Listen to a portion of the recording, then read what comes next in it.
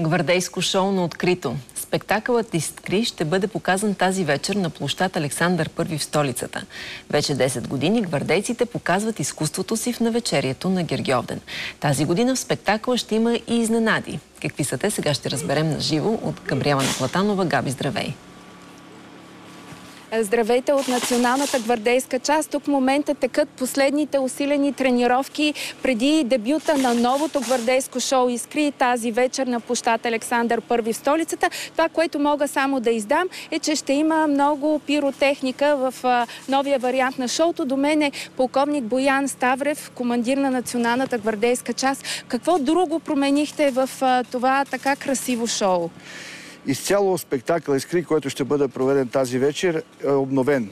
Всички тези хватки, които са осъвременени, така че шоуто ще бъде в 3 части. Първата част ще бъде гвардейците, това, което виждате зад нас, което демонстрират.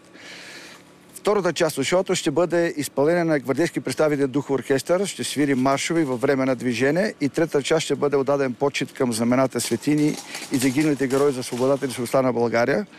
Като искам да отбележа, че в спектакъл "Искри" ще вземе участие представители на САБО на въоръжените сили, едни от най-добрите солисти ще вземат участие при изпълнението на заключителната песен.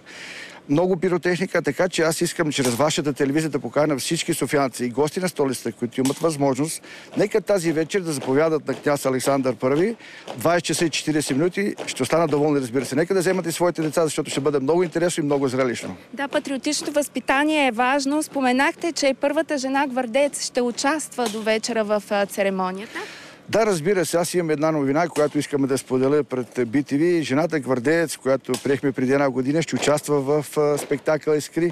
Имаме една голяма новина, която за първ път сега искам да съобщя пред BTV. Ние имаме и втора жена гвардеец, назначена с моя заповед. От 1 май тя е назначена в редиците на националната гвардейска част.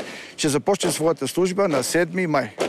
Значи може да сме свидетели скоро двойка жени да пазят президентството на караул отпред пред сградата на Дондуков 2. Разбира се, ние доста дълго чакахме втората жена гвардеец. Тя вече е факт. Аз се надявам и подбора, който ще извърши в края на месеца, да има и други кандидати жени гвардейки, но нека ще видим. Това ще се случи в края на месец май. Трудно ли е да се намери жена, която да отговаря на строгите критерии? Виждаме, борави се с оръжие, много сериозни неща се изпълняват. Сериозно е натоварването при вас? Разбира се, трудно е, но самия факт, че вече имаме втора жена гвардеец, само по себе си говоря, че тя отговаря на всички изисквания, които са както за мъжете, така и жените. Така че с тази наредба, която отпадна и ограничаваше жените гвардейки, всеки една, която желая да се посвети, да побърза, защото приема на документите във военното окръжие до 8 май. Така че има все още време и се надяваме на подбора наистина да има и други дами. Има и други кандидатки, за да бъде и красиво, не само въздействащо. Това е от нас, така че съветвам хората да излязат малко по-рано преди църквата, за да отидат да наблюдават и гвардейското шоу на площад Александър I. Благодаря ти, Габи. Габриела Наплатанова за предстоящия спектакъл на гвардейците.